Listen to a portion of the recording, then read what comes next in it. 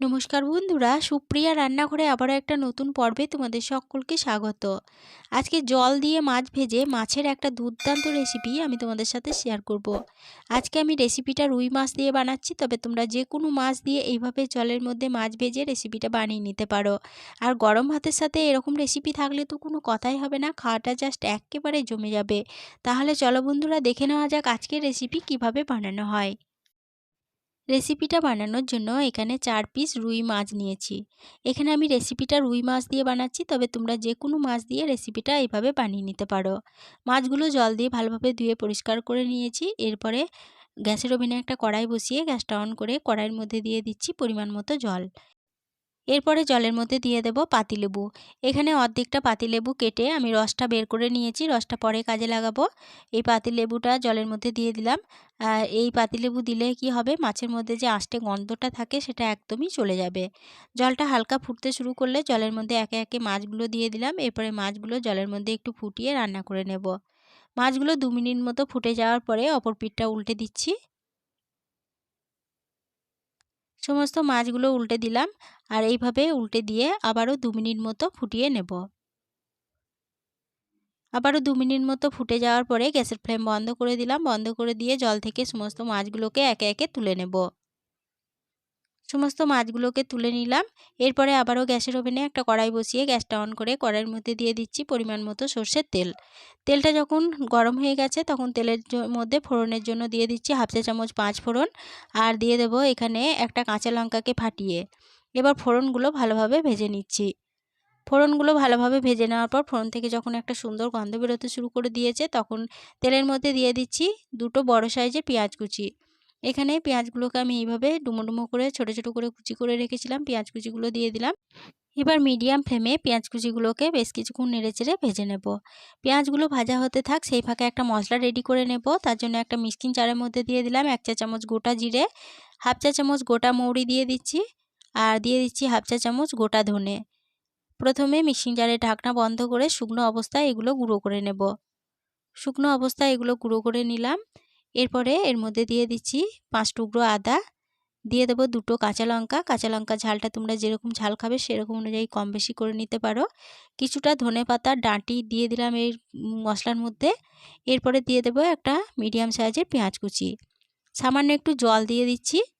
এরপরে মিক্সিং জারের ঢাকনা বন্ধ করে সমস্ত উপকরণ বেটে নেব।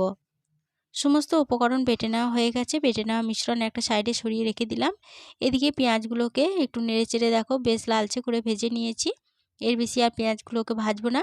এরপরে এর মধ্যে দিয়ে দেবো যে মশলাটা বেটে রেখেছিলাম সেই মশলাটা। সমস্ত মশলা দিয়ে দিলাম। এবার মিডিয়াম ফ্লেমে মশলাটাকে একটু সময় ধরে নেড়েচেড়ে কষিয়ে নেব। মিডিয়াম ফ্লেমে মশলাটাকে মিনিট 4 সময় ধরে নেড়েচেড়ে কষিয়ে নেওয়ার পরে এর মধ্যে দিয়ে দেব কালারের জন্য হাফ চা চামচ কাশ্মীরি লঙ্কা গুঁড়ো, আর দিয়ে দেব হাফ চা চামচ হলুদ।